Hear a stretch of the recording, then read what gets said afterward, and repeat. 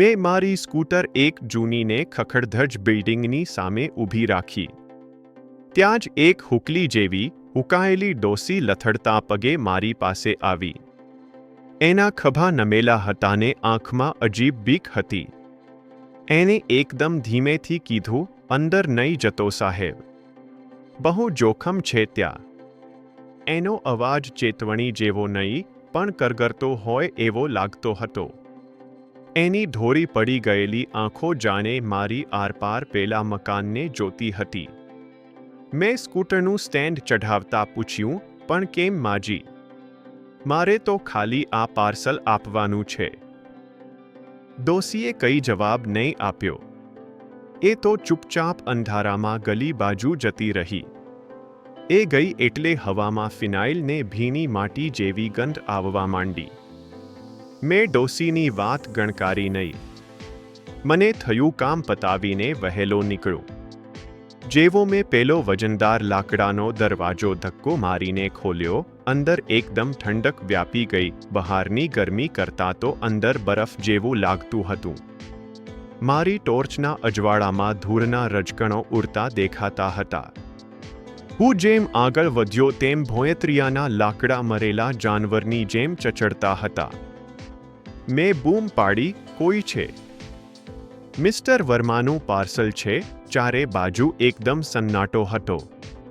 પછી અચાનક પેલા મોટા દાદર પરથી કંઈક પડવાનો અવાજ આવ્યો. થપ થપ થપ. મેં ઉપર જોયું તો એક લાલ કલરનો રબરનો દડો ધીમે ધીમે નીચે ઉતરી રહ્યો હતો. એ દડો ગબડતો ગબડતો બરાબર મારા પગ પાસે આવીને અટક્યો. આખી બિલ્ડિંગમાં ધૂળ હતી, પણ એ દડો એકદમ નવો ને ચકચકતો હતો. અચાનક બહાર મારી સ્કૂટર ચાલુ થવાનો અવાજ આવ્યો.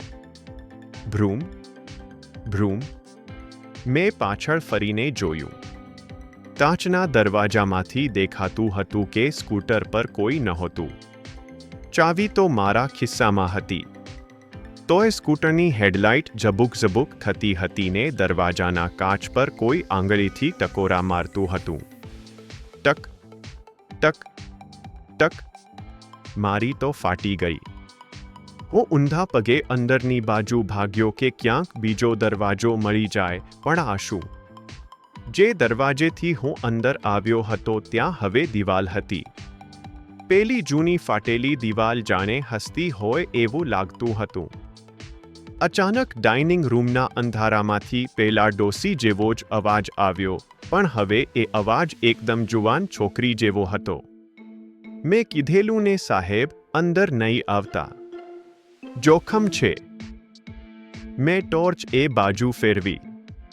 ત્યાં ટેબલ પર પેલી ડોસી બેઠી હતી, પણ એ હવે ડોસી નહોતી. એણે લોહીવાળા કપડાં પહેરેલા હતા ને એનો ગરદનનો મણકો તૂટી ગયેલો હતો, એટલે એનું માથું એક બાજુ લટકેલું હતું.